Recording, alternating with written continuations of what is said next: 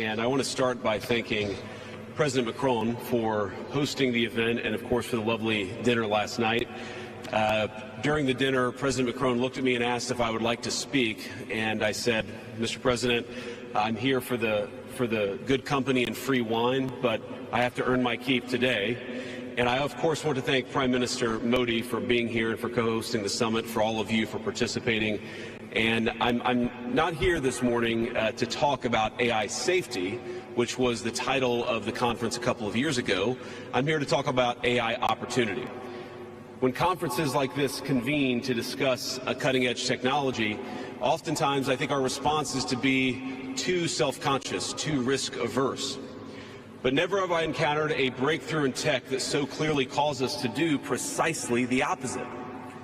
Now, our administration, the Trump administration, believes that AI will have countless revolutionary applications in economic innovation, job creation, national security, healthcare, free expression, and beyond.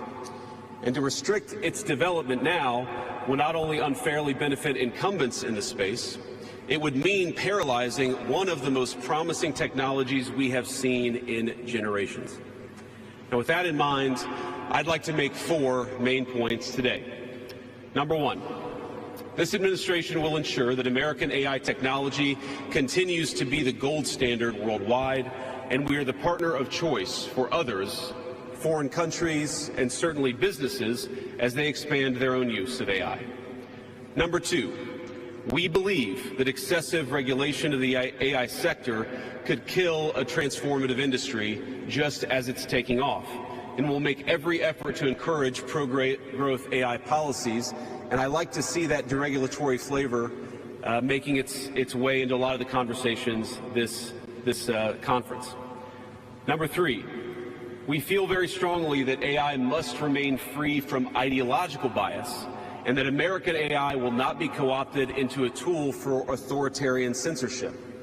And finally, number 4, the Trump administration will maintain a pro-worker growth path for AI, so it can be a potent tool for job creation in the United States. And I appreciate Prime Minister Modi's point.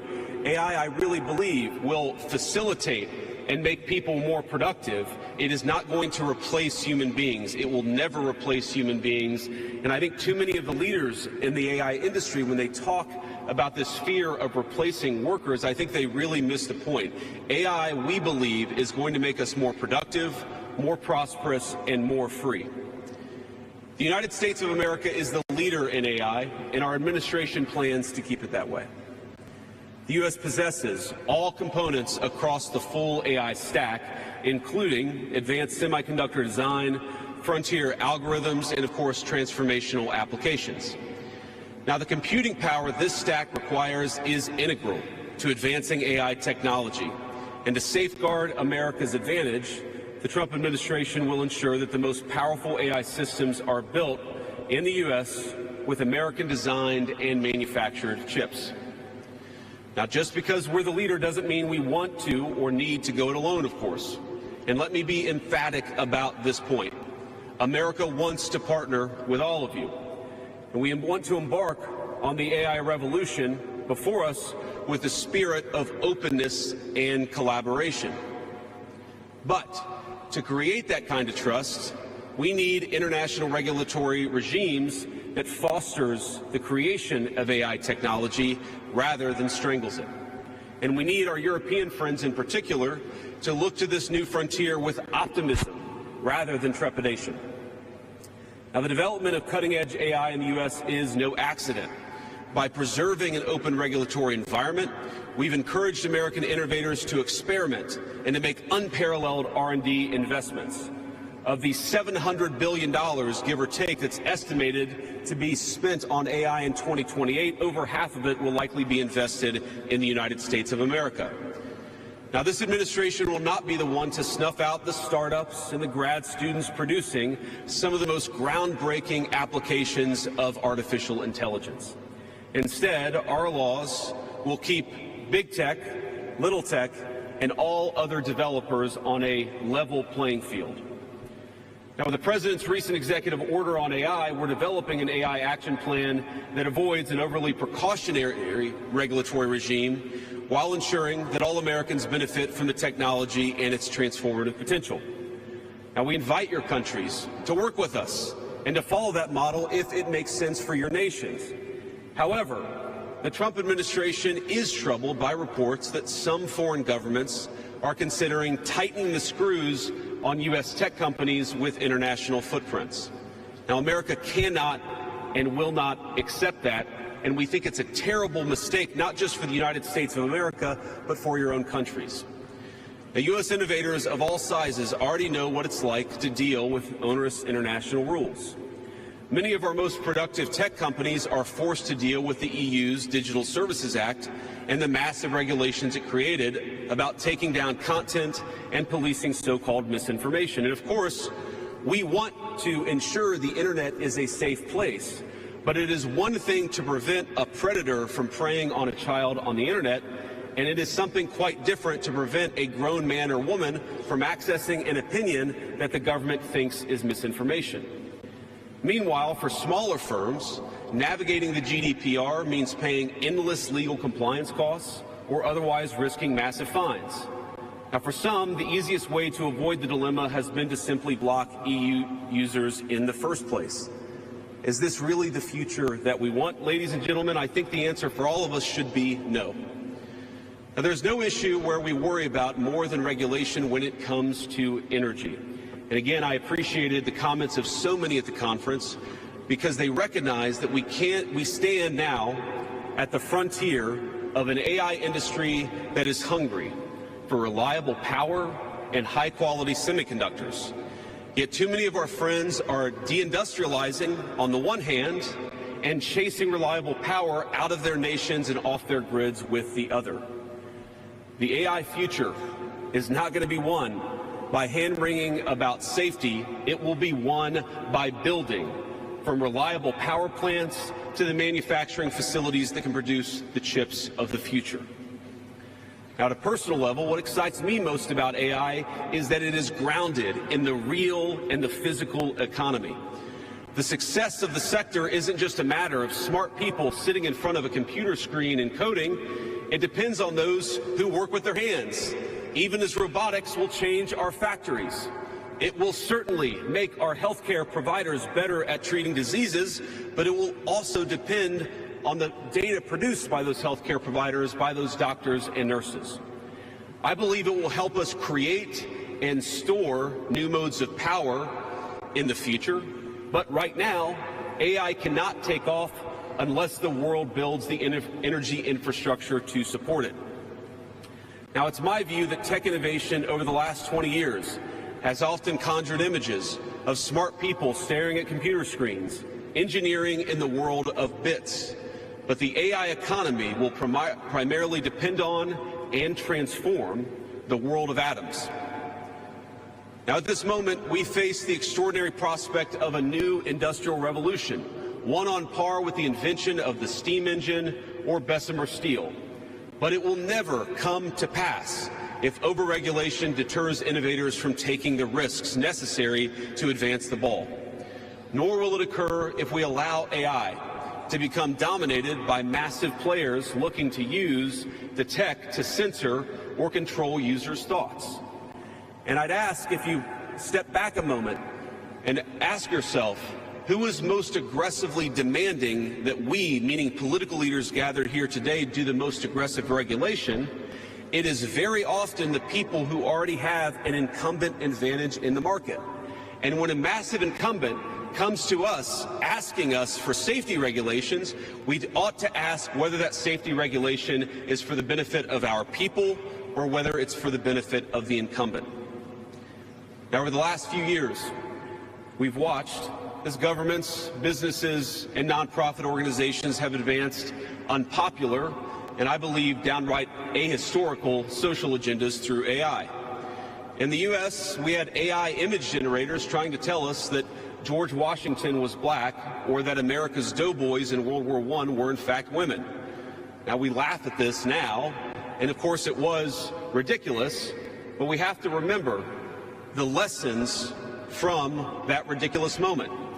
And what we take from it is that the Trump administration will ensure that AI systems developed in America are free from ideological bias and never restrict our citizens' right to free speech. We can trust our people to think, to consume information, to develop their own ideas, and to debate with one another in the open marketplace of ideas. Now, we've also watched as hostile foreign adversaries have weaponized AI software to rewrite history, surveil users, and censor speech. This is hardly new, of course. As they do with other tech, some authoritarian regimes have stolen and used AI to strengthen their military, intelligence, and surveillance capabilities, capture foreign data, and create propaganda to undermine other nations' national security. I want to be clear. This administration will block such efforts, full stop. We will safeguard American AI and chip technologies from theft and misuse, work with our allies and partners to strengthen and extend these protections, and close pathways to adversaries attaining AI capabilities that threaten all of our people. And I would also remind our international friends here today that partnering with such regimes, it never pays off in the long term. From CCTV to 5G equipment, we're all familiar with cheap tech in the marketplace that's been heavily subsidized and exported by authoritarian regimes. But as I know, and I think some of us in this room have learned from experience, partnering with them means chaining your nation to an authoritarian master that seeks to infiltrate, dig in, and seize your information infrastructure. Should a deal seem too good to be true, just remember the old adage that we learned in Silicon Valley: if you aren't paying for the product, you are the product. Finally, this administration wants to be very clear about one last point. We will always center American workers in our AI policy. We refuse to view AI as a purely disruptive technology that will inevitably automate away our labor force. We believe, and we will fight for policies that ensure that AI is going to make our workers more productive, and we expect that they will reap the rewards with higher wages, better benefits, and safer and more prosperous communities.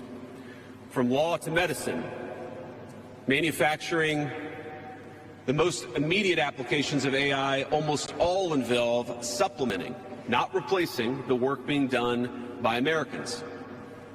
Now, combined with this administration's worker-first approach to immigration, we believe that a U.S. labor force prepared to use AI to its fullest extent will instead attract the attention of businesses that have offshored some of these roles. To accomplish this, the administration will make sure that America has the best trained workforce in the world. Our schools will teach students how to manage, how to supervise, and how to interact with AI-enabled tools as they become more and more a part of our everyday lives. And as AI creates new jobs and industries, our government, businesses, and labor organizations have an obligation to work together to empower the workers, not just of the United States, but all over the country, all over the world. To that end, for all major AI policy decisions coming from the federal government, the Trump administration will guarantee American workers a seat at the table, and we're very proud of that. Now, I've taken up enough of your time, so I'd like to close with just a quick story. This is a beautiful country, President Macron, and I know that you're proud of it and should be. And yesterday, as I was touring Les Invalides with General Gravette with my 3 kids, he was kind enough to show me the sword that belonged to America's dearest international friend from our own revolution, of course, the Marquis de Lafayette. He let me hold the sword, but of course he made me put on the white gloves beforehand. And it got me thinking of this country, France, and of course of my own country, and of the beautiful civilization that we have built together with weapons like that saber. Weapons that are dangerous in the wrong hands, but are incredible tools for liberty and prosperity in the right hands. I couldn't help but think of the conference today. If we choose the wrong approach on other things that could be conceived of as dangerous, things like AI, and choose to hold ourselves back, it will alter not only our GDP or the stock market, but the very future of the project that Lafayette and the American founders set off to create. Now, this doesn't mean, of course, that all concerns about safety go out the window. but focus matters. And we must focus now on the opportunity to catch lightning in a bottle, unleash our most brilliant innovators, and use AI to improve the well-being of our nations and their peoples.